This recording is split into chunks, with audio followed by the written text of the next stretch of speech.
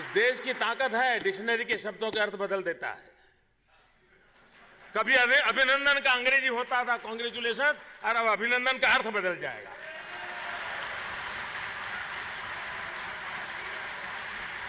ये ताकत इस देश में है। आइए उस आत्मविश्वास को लेकर के चले। एक पराक्रमी राष्ट्र के रूप में आगे बढ़ना है और सपनों को पूरा करने के लिए समयबद्ध समय सीमा में एक के बाद एक कदम उठाना है। सरकार आपके साथ है। बहुत बहुत धन्यवाद।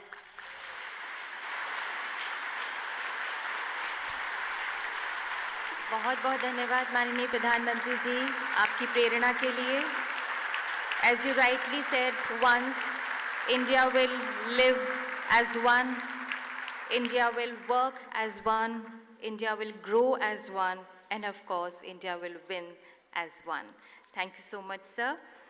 We all have witnessed unprecedented pace of urban transformation which India has experienced with its glorious journey since last 4.5 years.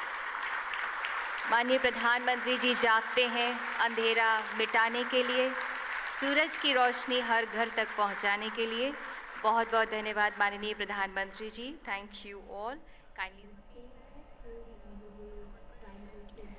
Cities are engines for sustainable development. Prime Minister Narendra Modi inaugurating the Construction Technology Expo Cum Conference, reiterating the nation's commitment to encouraging and supporting housing for all through sustainable, holistic and affordable methodologies. Namaskar. I am delighted to be here in Kanyakumari. I begin by paying homage to respected Amma Jayalalitha ji. Her good work for the people of Tamil Nadu will be remembered for generations. I am happy that the Tamil Nadu government is working hard to fulfill her development vision. I am proud that India's first woman defense minister, Nirmala ji, is from Tamil Nadu. Every Indian is proud that the brave wing commander Abhinandan belongs to Tamil Nadu. I would also like to congratulate the Vivekananda Kendra on being conferred the Gandhi Peace Prize a few days ago. साथियों, हमारी सरकार ने housing sector की शक्ल बदलने के लिए 7 flagship mission पर एक साथ काम किया है। स्वच्छ भारत अभियान, प्रधानमंत्री आवास योजना, दीनदयाल अंत्योदय योजना, नेशनल अर्बन लाइवलीहुड मिशन, हृदय और अमृत जैसे महत्वपूर्ण कार्यक्रम लागू किए गए हैं। इसके साथ ही शहरों के ट्रांसपोर्ट में बदलाव और स्मार्ट सिटी जैसी योजनाएं भी चल रही है। इसी को ध्यान में रखते हुए आज हमारे सामने अलग अलग ज्योग्राफिकल कंडीशन के हिसाब से घर बनाने की चुनौती है। साथियों, इन चुनौतियों को ध्यान में रखते हुए हमारी सरकार ने कंस्ट्रक्शन सेक्टर के लिए एक होलिस्टिक अप्रोच के साथ काम किया। घर बनाने वालों और घर खरीदने वालों दोनों को ही किस तरह की दिक्कतें आ रही थी, उन्हें ध्यान में रखते हुए हमने फैसले लिए। हमने सबसे ज्यादा जोर एफोर्डेबल हाउसिंग पर दिया। दूसरा, हमने रियल एस्टेट सेक्टर से जुड़े कानूनों को ठीक किया। तीसरा, हमने स्किल डेवलपमेंट पर काम किया। और चौथा, इन सबके साथ साथ हमने हाउसिंग सेक्टर में टेक्नोलॉजी को भी इंप्रूव करने पर ध्यान दिया। आज का ये कार्यक्रम भी उसी की एक कड़ी है। और मुझे याद है कि प्रगति की एक मीटिंग में, शायद आपको मालूम होगा ये मेरी प्रगति की मीटिंग क्या होती है, इसलिए मैं उसके विस्तार में जाता नहीं हूं। और प्रगति की एक मीटिंग में मैंने मंत्रालयों को ग्लोबल चैलेंज प्रोसेस अपनाने की सलाह दी थी। आज मुझे खुशी है कि आज global housing technology challenge India के जरिए आप सभी यहां पर है। Friends, a house is not only for walls. It is that place where the power to dream comes and aspirations are fulfilled. A home is as much about dignity and security as it is about shelter. It always shocked and saddened me that in a nation like ours, several people do not have their own home.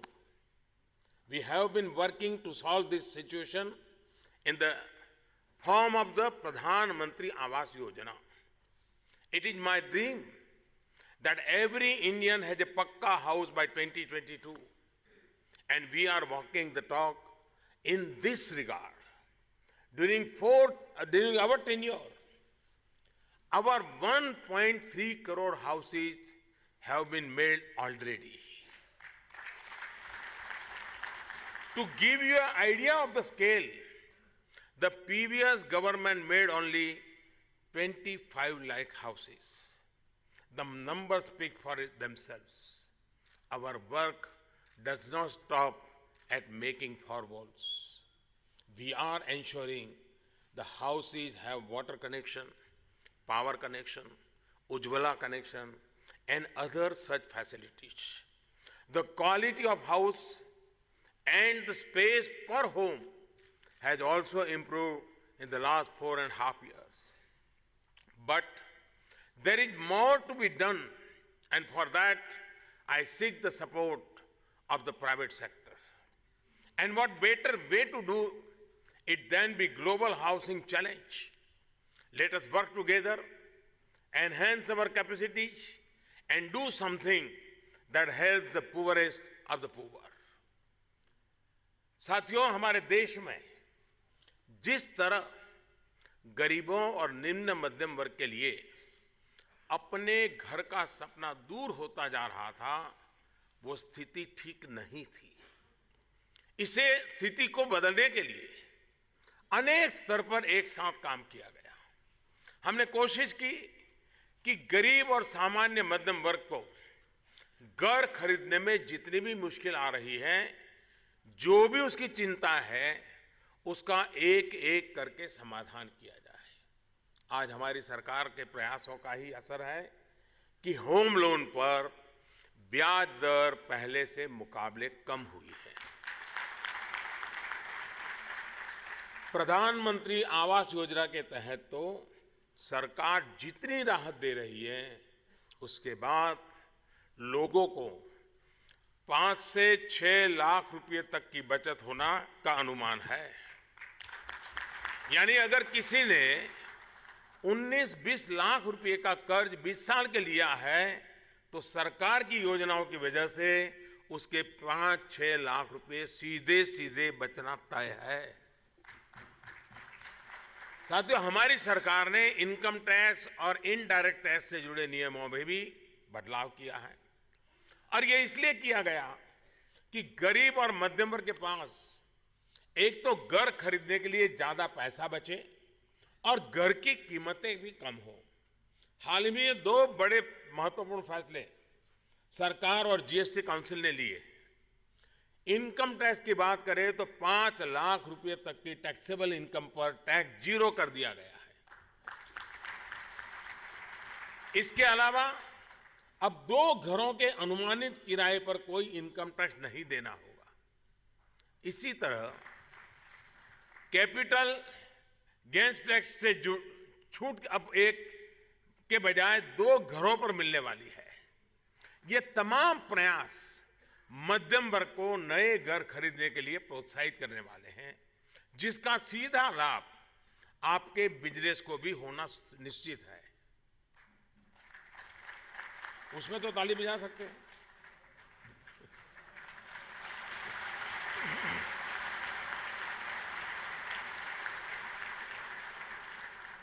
साथियों, GST ने भी real estate के कारोबार को developers और ग्राहक दोनों के लिए बहुत आसान किया है।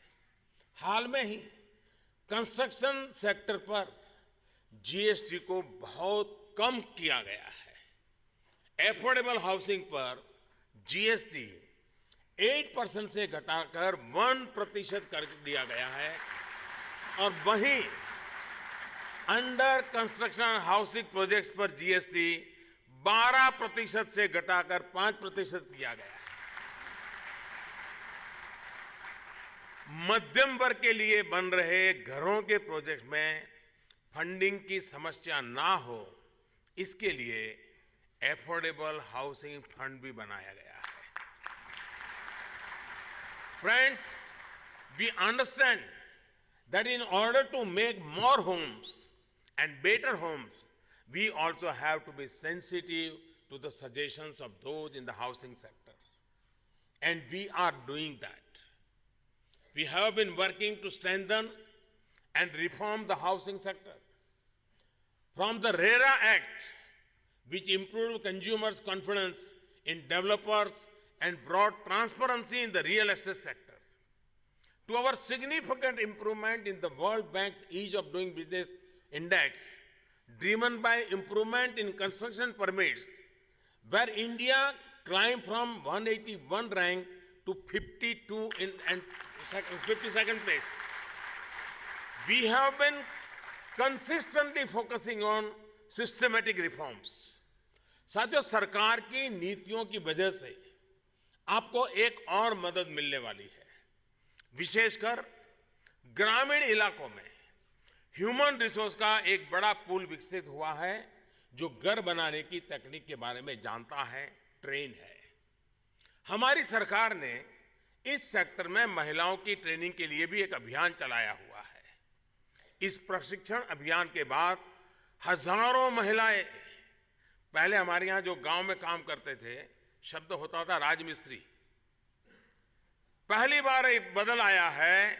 हजारों की तादाद में महिलाएं रानी मिस्त्री के तौर पर काम कर रही हैं।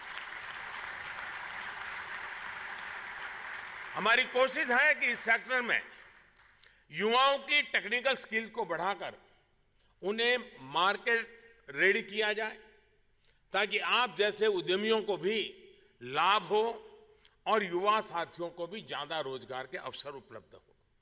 इसके अलावा तेजी से बदलती टेक्नोलॉजी के आधार पर हमारे इंजीनियरिंग और टेक्नोलॉजी से जुड़े पाठ्यक्रम में भी बदलाव हो, इस दिशा में भी काम किया जा रहा है। इसके अलावा स्टार्टअप्स और युवा उद्यमियों के लिए भी ये सेक्टर एक नया विकल्प बनकर के उभरा है। साथियों, भारत में कंस्ट्रक्शन की अप्रोच में हमने एक और बदलाव किया है। अब चाहे सड़कें हो, रेजिडेंस अपार्टमेंट्स हो या फिर commercial building, eco friendly, disaster resilient और एनर्जी एफिशिएंट निर्माणों का प्रोत्साहन दिया जा रहा है। इसके लिए लोकल इनोवेशन की जरूरत है, जिसमें हमारे युवा साथी जुटे हुए हैं। साथियों, आपको जानकर के खुशी होगी कि आशा इंडिया यानी अफोर्डेबल सस्टेनेबल हाउसिंग एक्सेलेरेटर इस तरह के इनोवेशन को बाजार के हिसाब से ढालने में लगा है। आशा जीएसटीसी इंडिया का हिस्सा है। इसमें मुंबई, मद्रास, खड़गपुर और रुड़की में आईआईटी में काम कर रहे 4 इंक्यूबेशन सेंटर पर युवा उद्यमियों और स्टार्टअप इकोसिस्टम के आइडिया को बाजार के हिसाब से उपयोगी बनाने पर तेजी से काम चल रहा है। साथियों, मुझे ये जानकर अच्छा लगा कि इस तरह के इनोवेशन, तकनीक और इंजीनियरिंग पर काम कर रहे कुछ विद्यार्थी यहां पर भी मौजूद है। यहां पर होने वाली चर्चा को नेशनल नॉलेज नेटवर्क NKN पर भी डाला जाएगा, जिससे देश के शिक्षण संस्थाएं इसका लाभ उठा सके। यहां जिन चुनौतियों पर चर्चा होगी, उन्हें सुलझाने के लिए इसी नेटवर्क के जरिए एजुकेशनल इंस्टीट्यूट्स को भी मौका दिया जाएगा। आप सभी हाउसिंग टेक्नोलॉजी को लेकर भारत में हो रहे इस अद्भुत प्रयोग का हिस्सा बन सके, इसके लिए लाइट हाउस प्रोजेक्ट शुरू किए जा रहे हैं। गुजरात, झारखंड, मध्य प्रदेश, तमिलनाडु और त्रिपुरा और उत्तर प्रदेश, इन प्रदेशों में शुरू हो रहे इन प्रोजेक्ट्स में कंस्ट्रक्शन की नई तकनीक का प्रदर्शन कर सकते हैं। ये आपके लिए लाइव लेबोरेटरीज है। यहां पर आप वेबकास्ट डेमो जैसी टेक्नोलॉजी के माध्यम से देश के युवा प्रोफेशनल से इंटरेक्ट कर सकते हैं। साथियों, GSTC इंडिया एक ऐसा प्लेटफॉर्म है जिसके जरिए भारत का construction sector ecosystem international level का बन सकता है। इसके माध्यम से हमारी चुनौतियों के ग्लोबल सॉल्यूशंस हमें मिल पाएंगे।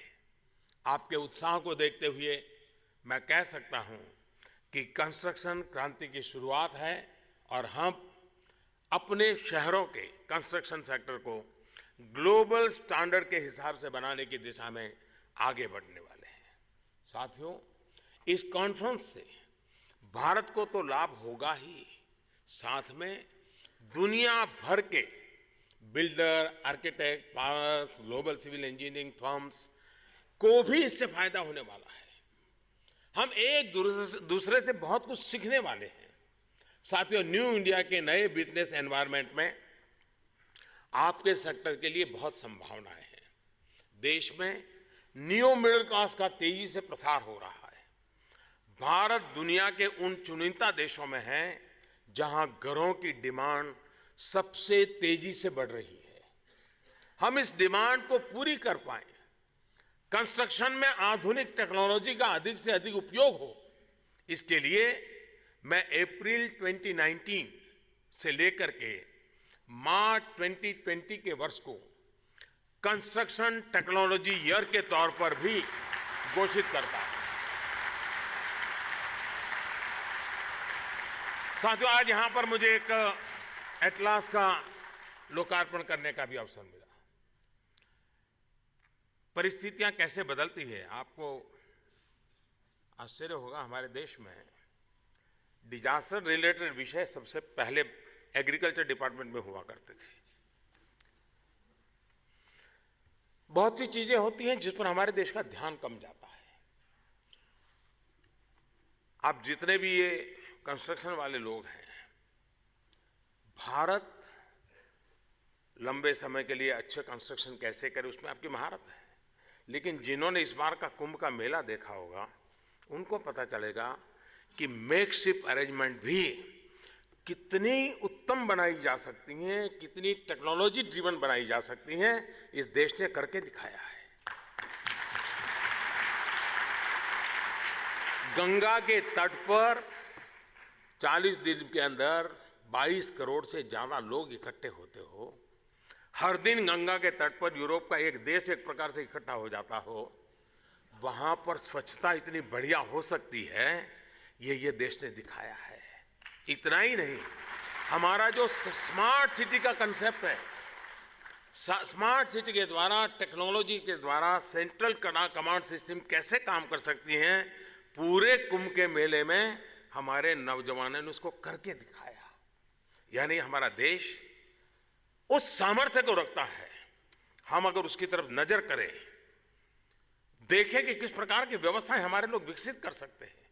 अगर मेकशिफ्ट अरेंजमेंट इतनी उत्तम हो सकती हैं, तो परमानेंट व्यवस्थाएं तो शायद दुनिया के रूप में एक मॉडल बन सकती है। और मुझे विश्वास है कि ये 2 दिन का हम लोगों का मंथन उन चीजों को लेकर के आएगा जो आपकी कंपनी की स्थिति तो सुधारे, मुझे खुशी होगी, लेकिन इस सेक्टर की स्थिति को भी सुधारे, उसमें नई ताकत लाए, नई गति लाए, नयापन लाए। ये बहुत आवश्यक है। और अब मान के चलिए, हिंदुस्तान जो भी करेगा, दुनिया उसको गौर से देखती है।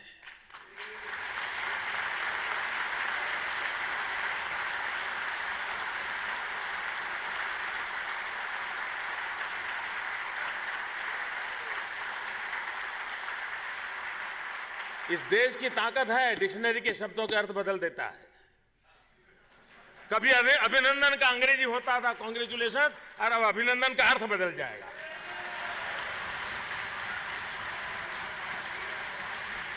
ये ताकत इस देश में है।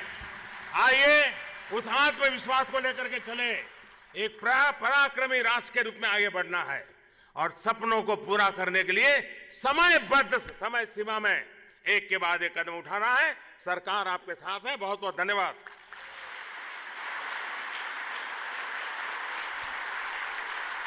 बहुत बहुत धन्यवाद माननीय प्रधानमंत्री जी आपकी प्रेरणा के लिए।